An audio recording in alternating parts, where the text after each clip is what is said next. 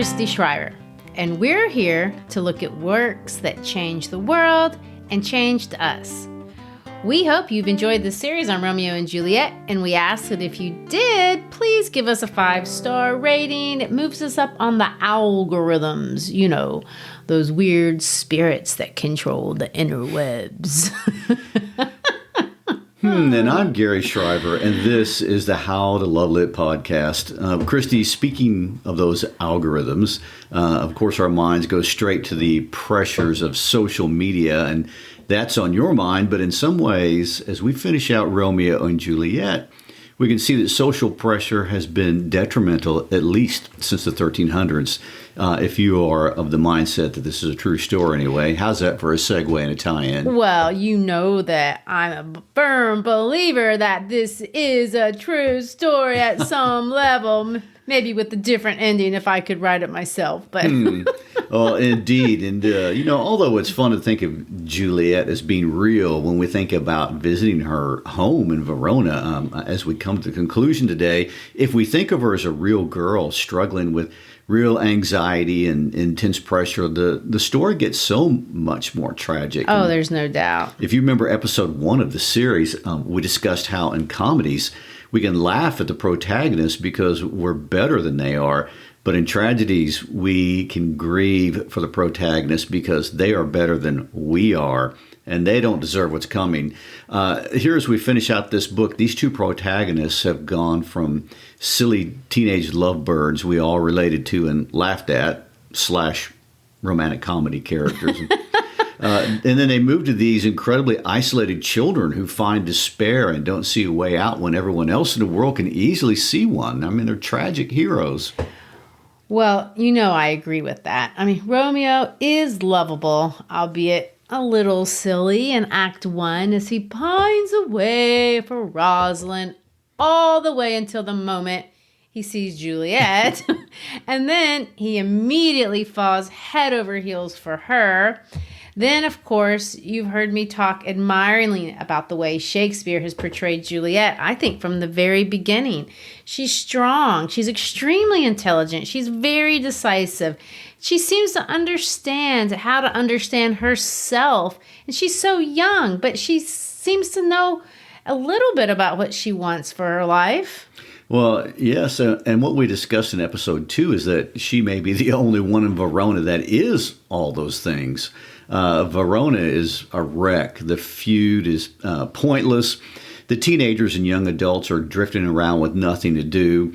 The adults are self-involved, looking out for their own advancement, if that. And the prince is weak, basically just succumbing to what the important or cool people want him to do or say. And we ended episode 2 with Romeo under Juliet's balcony and these two teenagers trying to escape all this by pronouncing true love to one another. But both teenagers desperate to get away from the chaos of Verona and into a private world of their own making, and something all teenagers dream about. But those who live in particularly chaotic surroundings can certainly identify with this fantasy. Oh, I totally agree with that. It's a lovely fantasy. It's youthful. It's optimistic. It's dreamy. And I want to agree with another artist who has gotten inspiration from this play, the popular pop artist Taylor Swift. Now, many people know Taylor Swift because she's been like a mega gazillionaire, superstar hit with her pop music. And I'm sure most people know that she got her start in Nashville in country music, which is just up the road from here and us in Memphis. And one of her first songs, and I have to be honest, it's still my favorite song of hers, is called Love Story. And it's about Romeo and Juliet. Well, all right, I like that song too.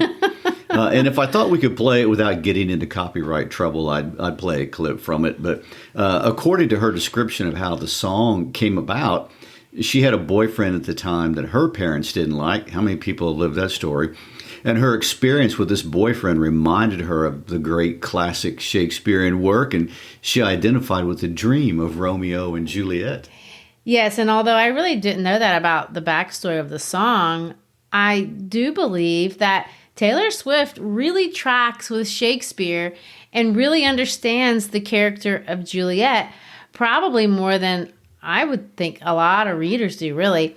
I do want to read a section of her song because I think that is allowed according to the copyright laws for educational purposes, and because I really do think that Swift's interpretation of Juliet's thinking is absolutely spot on. So this is a clip. Well, I'm going to read it. I'm going to say, this is going to be hard to read without humming the melody line. Yeah, I'm going to read it. This is what Taylor Swift writes in her famous song, Love Story.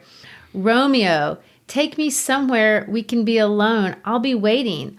All there's left to do is run. You'll be the prince and I'll be the princess. It's a love story, baby. Just say yes.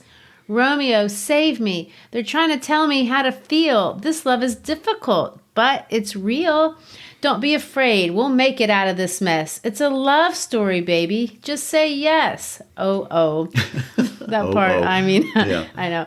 I got tired of waiting, wondering if you were ever coming around. My faith in you was fading when I met you on the outskirts of town. And I said, Romeo, save me. I've been feeling so alone. I keep waiting for you, but you never come. Is this in my head? I don't know what to think. And this is the part where, she goes off. She deviates. But she's right. I think she's on it. He knelt to the ground and pulled out a ring and said, marry me, Juliet. You'll never have to be alone. I love you, and that's all I really know. I talked to your dad. Go pick out a white dress. It's a love story, baby. Just say yes. There you go. So what are you seeing here that really gets your attention? Well, Swift really understands that, first of all, Juliet's the primary character here, and it's one of Juliet's major motivating forces is that she is alone. And of course, we know that from the play, that she's more alone than Swift really even details in the song. I mean, how could she? It's just a little song. Her parents are forcing her to marry an old man. Her nurse won't help her. She has no one to talk to, and she desperately needs help. And that's the feeling that you get in this song. She desperately needs help. And where we left off last week, I think it was abundantly clear with that final soliloquy that she has right before she drinks the poison that Friar Lawrence gives her, is that she's in despair. She sees absolutely no way out. What do you call that? Like ideating suicide or ideating? Ideation. Ideation. Yeah, I mean, I think there's a little bit of that going on. As she speaks of drinking the poison, and let me say, this isn't the first time she talks about that. For the second time, we're going to see her lift a dagger and refer to killing herself. Well, what's nice about the Taylor Swift version is that Swift does give her a way out. I mean, she rides off in a pickup truck with Romeo. I know, good old Tennessee style.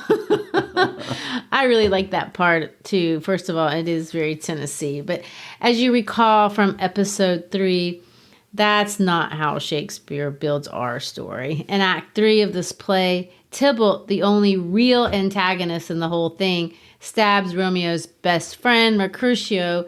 Romeo then goes and kills Tybalt in a sword fight, and immediately he has to flee because the prince had previously stated he was going to execute anyone else involved in the feud, although I don't think anyone ever believed that he would. He hadn't done anything like that to this point. And perhaps true to form, you are correct. I mean, he has no plans of executing Romeo.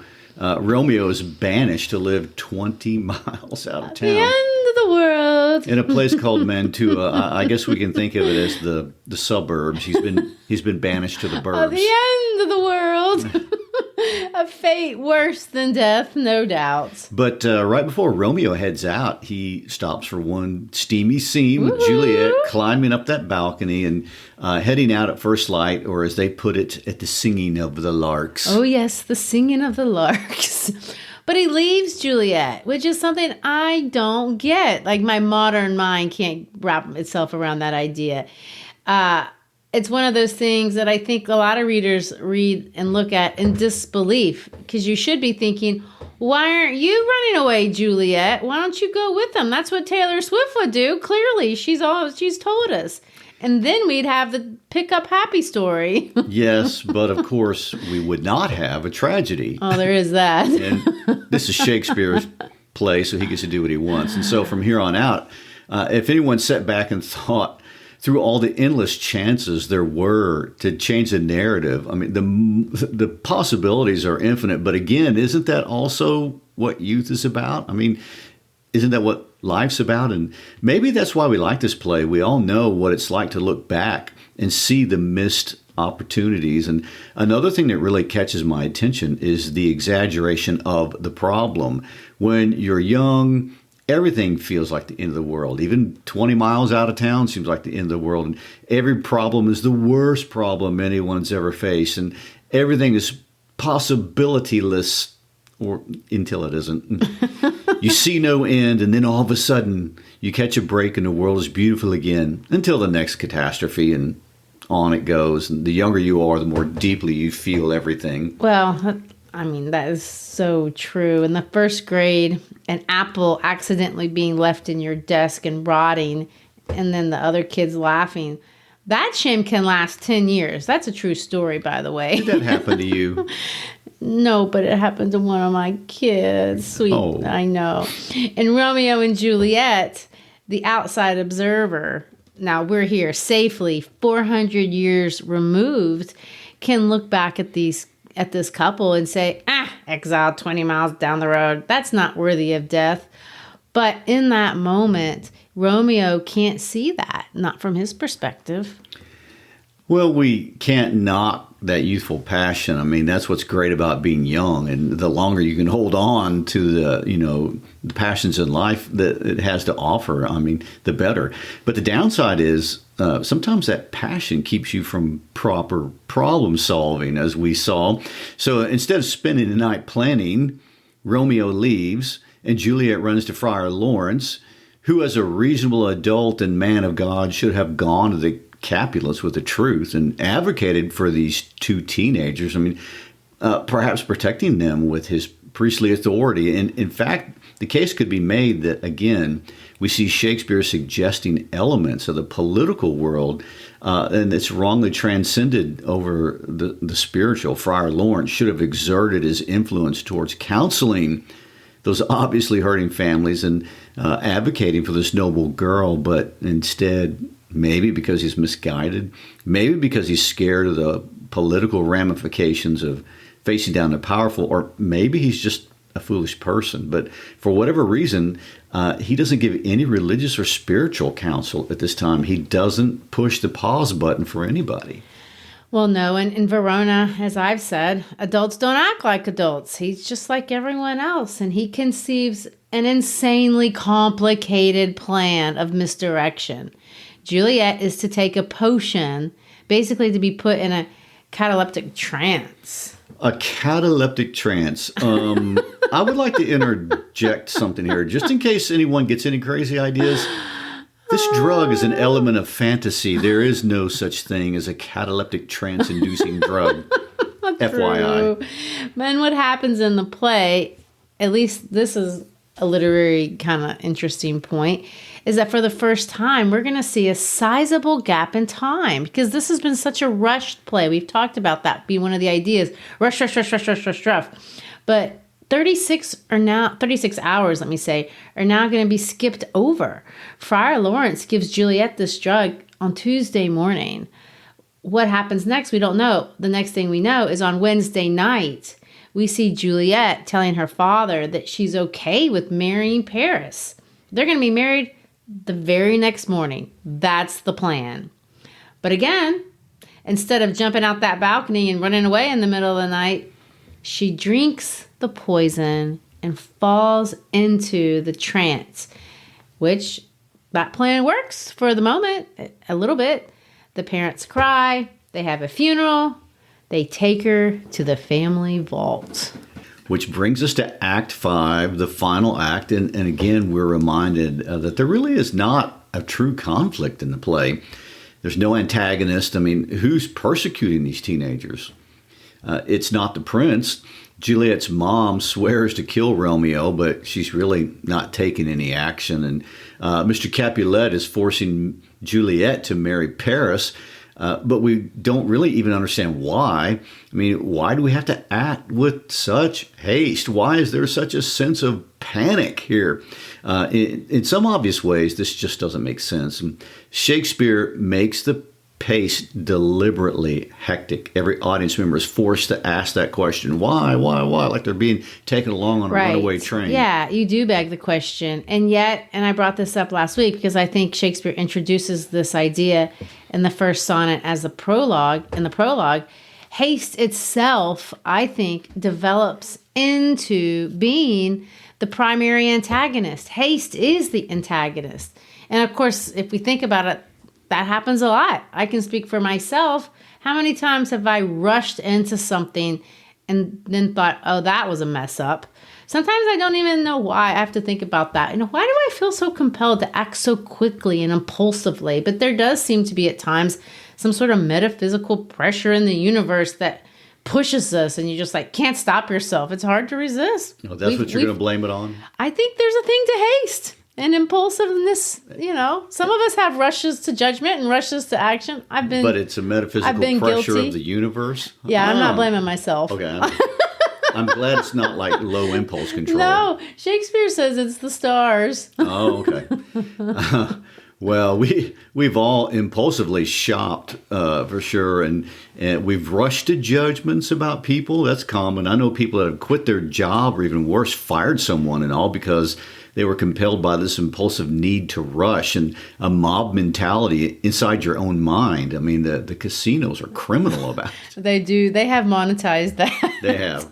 Well, another problem with being hasty, and I have this problem too, is when you are in a hurry, you forget about things that you shouldn't forget. You forget obvious things that are important. You may forget to shut the garage door and then the house gets broken into. You may forget to look both ways and you run into a parked car in a parking lot, or you may forget to pick up that assignment that you worked on that you spent all weekend preparing and then don't even turn in. When we hurry, we overlook the obvious. Well, and I want to digress here for just a moment. Speaking about being careful and safe, when you go to London as an American, the traffic doesn't run the same way, and stepping off a curb the way you would in the United States is very different in London. So look both ways. Right. Don't be hasty. Don't be hasty because you've got to reorient yourself. Well, in Friar Lawrence's case, you forget about the Black Death that is forcing the town you live in to be in quarantine. Well, yeah, now having lived in quarantine, I really don't know how one overlooks the pandemic. But what can you tell us about this epidemic that clearly slipped Friar Lawrence's mind? Wow. Well, in 1347, there was an infectious pestilence, as it was called, and it reached Europe. And it was the most frightening epidemic in world history up to that point, and honestly, much, much, much scarier than the COVID pandemic. And the Black Plague, or the Black Death, killed 25 million people in Europe within a space of 3 years. And quarantine was the only thing people knew how to do to keep it from spreading. And it was literally nicknamed the Black Death, and they did a terrible job of keeping it from spreading. Yeah, but the name is kind of ominous. You know it's coming. It's a little ominous, yeah. Let's call it the Black Plague. So giving a message to a friar who's going to visit a sick guy on the way out of town, that comes across as a misguided plan. Failing the say out loud test, as we say. Obviously we don't know the protocols of 14th century Italy, but we do know that the searchers or the health officials wouldn't let Friar John leave town after having been exposed to the Black Death. And so we have the literally century-old debate as to whether Romeo and Juliet is a tragedy of character or just a tragedy of fate. Is it because of a flaw in their character and Friar Lawrence's character and someone else's character that bad things happen? Or is it, and we're going to see all this these circumstances, this happenstances of just bad luck. Is this really about bad luck? And of course, when things happen to us in our lives, we have that same thing. How much of this was a responsibility of a person? How much was it just bad luck? To what do I owe my bad situation? Whose fault is it? Or Is it the stars? As he has suggested. Well, obviously, I would think in my life, it's obviously the stars. Of course. Okay, more likely poor choices.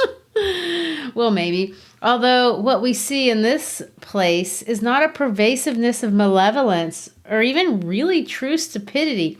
Nobody is really evil. No one is really horribly stupid. A little, flaws here and there. But as we look at Act 5, there's just a little bit of fault to spread around to everyone. We're going to start with Romeo opening Act 5 with more irony and more foreshadowing. So, Gary, why don't you read the very beginning of Act 5? We're going to start today with Romeo's lines. If I may trust the flattering truth of sleep, my dreams presage some joyful news at hand.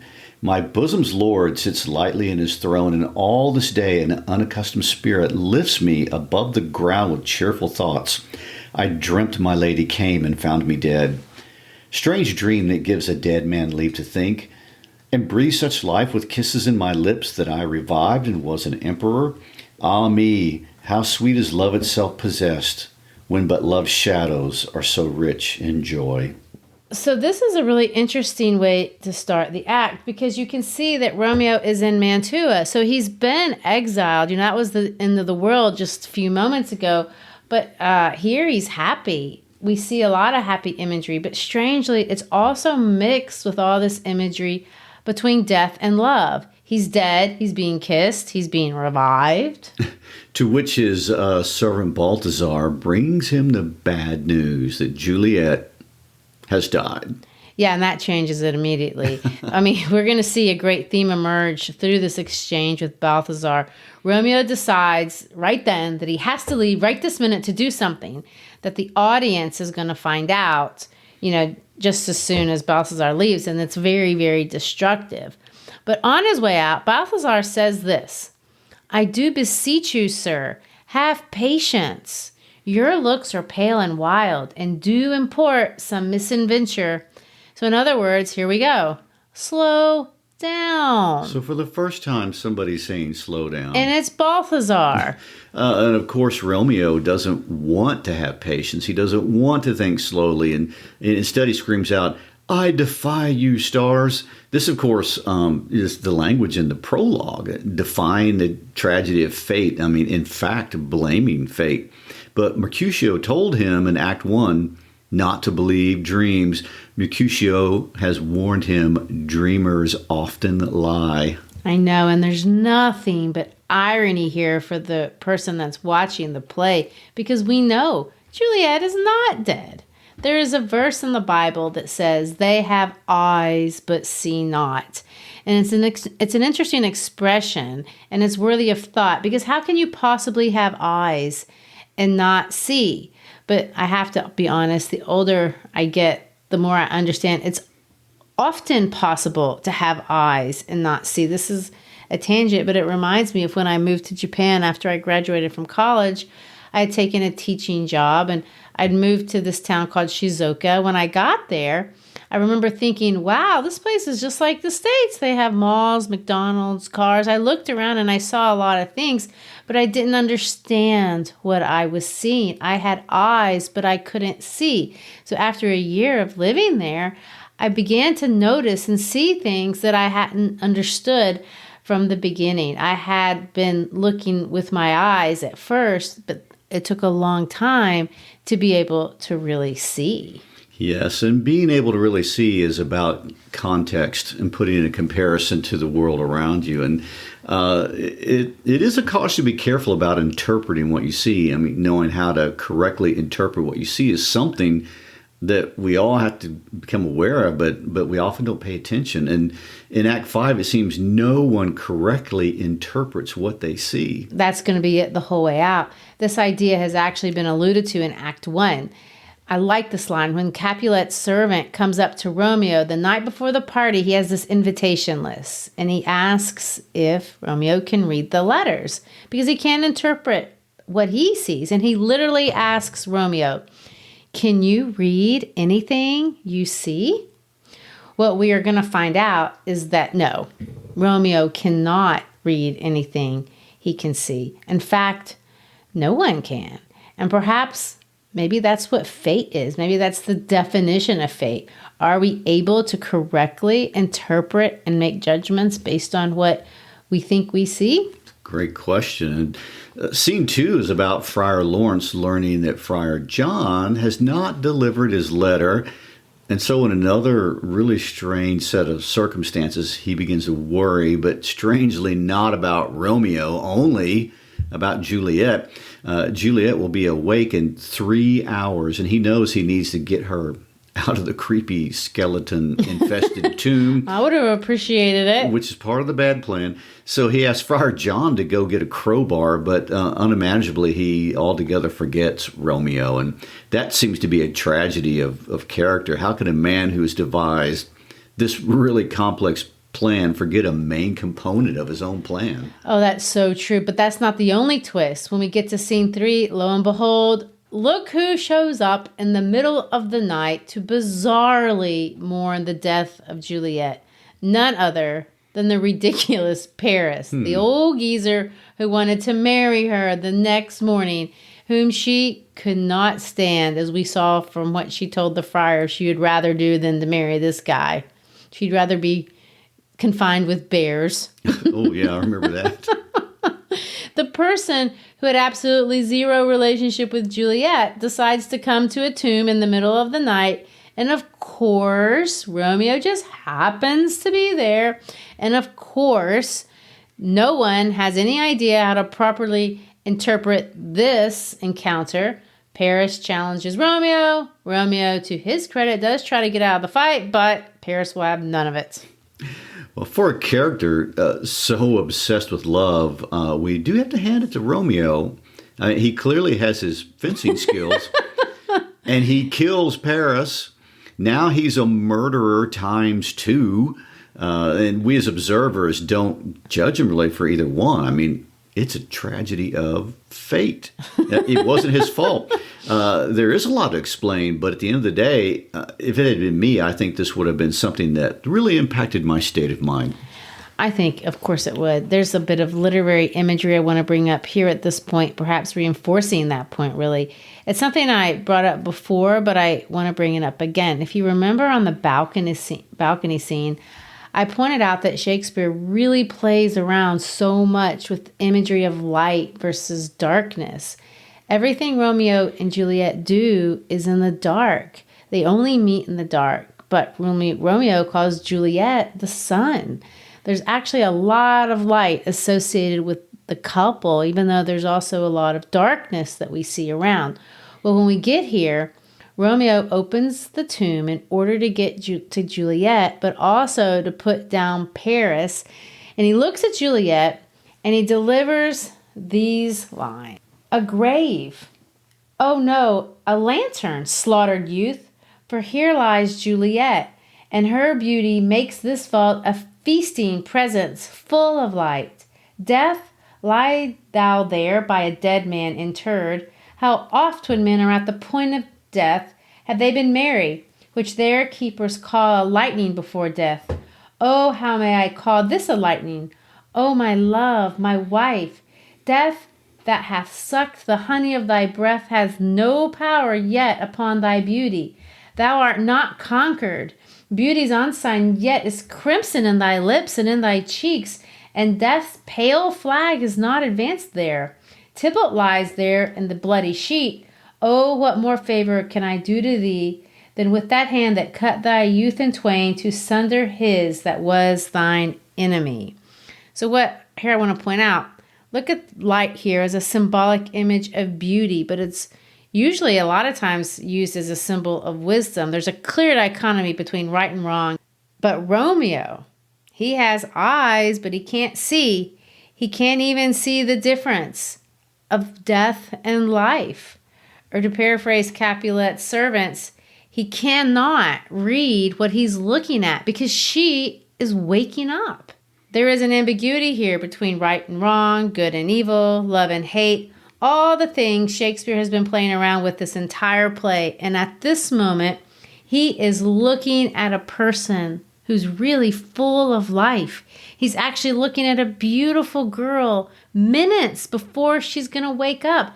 The love of his life, a girl strong in spirit, his intellectual equal. But ironically, all he sees is death. Let's read the rest of Romeo's soliloquy before he drinks the poison and dies. Forgive me, cousin. Ah, dear Juliet, why art thou yet so fair? Shall I believe that unsubstantial death is amorous, and that the lean, abhorred monster keeps thee here in the dark to be his paramour? For fear of that, I still will stay with thee, and never from this palace of dim night depart again. Here will I remain with worms that are thy chambermaids. Oh, here will I set up my everlasting rest, and shake the yoke of an inauspicious stars from this world-wearied flesh. Eyes, look your last. Arms, take your last embrace. And lips, oh, you the doors of breath, seal with a righteous kiss, a dateless bargain to engrossing death. Come, bitter conduct, come, unsavory guide. Thou desperate pilot, now at once run on the dashing rocks thy seasick weary bark. Here's to my love. He drinks. O true apothecary, thy drugs are quick. Thus with a kiss I die. A tragedy of fate or character? Can you answer that? It's all so fast. He finds out she's dead. He buys poison. He kills Paris. He sees the girl he loves dead, a death that he's not perhaps caused directly, but is somehow connected with. She's his wife. Life is so fragile. It was less than a week that Romeo was in a totally other place, and now he's facing death for the 5th time. We've got Mercutio, Tybalt, Juliet, Paris, and now his. I mean, this is fate. None of this was his fault. Or is it? That's pretty murky. I know. It's a little of both. And there we begin to see Shakespeare, the philosopher, poking out his little head. A play so full of contrasts. The truth isn't so black and white. There's no clear villain. There's no clear person to blame. Oh, this barrage of death is absolutely not any one single person's fault. And no one person did this. But there does seem to be a collection of small deviations from conviction and small advantages to be gained by being less than true, and small bursts of rashness and small compromises of courage, and all by a group, a collective. And you put all that together and fate is created. Is that what fate is? Well, when Friar Lawrence busts in to see Paris and Romeo dead and watch Juliet awake, his line to Juliet, this is the low point of the play for me, is the worst thing I can imagine. So she's waking up to all this disaster, and this is his thought. Come, I'll dispose of thee among a sisterhood of holy nuns. Dispose. Dispose! That's his plan! Dispose of Juliet. Is it any wonder that Juliet, who has talked of killing herself twice, already picks up a knife and says those famous lines, "Oh, happy dagger, this is thy sheath. There rest, and let me die." What is one more ironic twist but that Romeo's death is described as being quick and pain-free. Thy drugs are quick. I can tell you, I've not done it, but I don't think stabbing yourself could be described as quick and pain-free. In fact, I imagine it would be quite gruesome. Sweet Juliet gets the raw end to the very end. And which begs the question, who had the more impulsive reaction? Oh my gosh, that is a good question. It's such a strange death sequence. The deaths are not sacrifices. They didn't die for each other. That's what we normally think of. Their lives were never even challenged. And maybe you can say that Romeo's was going to be, but it hadn't yet. It was always the perceived threat. True, and it was the perceived loss of her son that causes Mrs. Montague to die that very night herself. Another death back in Verona. None of this should have happened. None of this makes sense. None of this is going to leave any audience satisfied with the ending. When the families make peace, nobody's like, oh, that's so sweet. Everyone's mad. You walk away disgusted from this. What a strange sensation for any author wanting to create out of a play. To use the old Greek turn of phrase, Shakespeare really does fill us with pity, but then again, terror. And if you don't know the story, you can't believe what a slaughter. How did that happen? You just witnessed it. There's not a world where two horrible families just making up would justify the sacrifice of two beautiful people. Well, and therein lies the great mystery. I mean, of all plays, why does Romeo and Juliet stand out amongst the others? In some ways, it makes zero sense. I mean, it reminds us of the fragility of life, something we don't need reminding of. It reminds us of the tyranny of society and the danger of cowardice and the risk of secrets and the fact that all of us don't understand what we see and are prone to rash judgments. But what about any of that makes for good theater? What is there that compels us to revisit and rewatch Romeo and Juliet? And I mean, what made you want to visit Verona, and what compels millions to write letters every year to Juliet? What nerve did he touch? I really don't know. But I have to admit, I kind of feel it. I mean, I did get there. I am mesmerized. Maybe we should go back to the numerology. There you go. The mysticism. Maybe it has something to do with that magical number 13 going on 14. As I said before, William Shakespeare went out of his way to associate that number with Juliet. And I believe William Shakespeare loves Juliet. Juliet was 2 weeks shy of being 14. The sonnet form, which has dominated this play, is characterized by 14 lines. This play, ultimately, this is where I'm going with that, is about love from beginning to end. It's about the strength of love, the dream of love, the limitations of love, the chaos of love, the hope inherent in love. The last lines of the play somewhat hint of this. Why is Juliet fascinating? Why is Romeo, for that matter? At the very end of the play, the prince has shown up. The page has given an account of what has happened. And let's read these lines. A glooming peace this morning with it brings. The sun for sorrow will not show his head. Go hence to have more talk of these sad things. Some shall be pardoned and some punished. For never was a story of more woe than this of Juliet and her Romeo. Well, it's not the cliche line of love conquers all, that's for sure. No, and it's not love is blind, love will set you free, love springs eternal, or even, well, you had me at hello. If you look at the last lines of this play, a glooming peace this morning with it brings all the way to the end, to never was there a story of more woe, we are reminded that that's why it's a love story. Romeo and Juliet is a story of absolute oppositions, doubles, contrasts, stark contrasts. The only thing I can suggest is that unlike the cliches we just read about or expect in the movies, when we think of our real lives, when we think about what happens in real life, life is a lot more like Romeo and Juliet than it is like, I don't know, Meg Ryan and Tom Hanks. We can relate to every bit of us. Very few of us will live out a cliche. I mean, I know my reality hasn't been a cliche. My reality has been a lot of oppositions, oxymorons, small mistakes, misdirections, selfish deviations, fate, accidental, arbitrary. Life as a love story. It's a story of fate, of tragedy. If we're lucky, maybe it's comedy. That's what we shoot for. I still like Taylor Swift's ending better.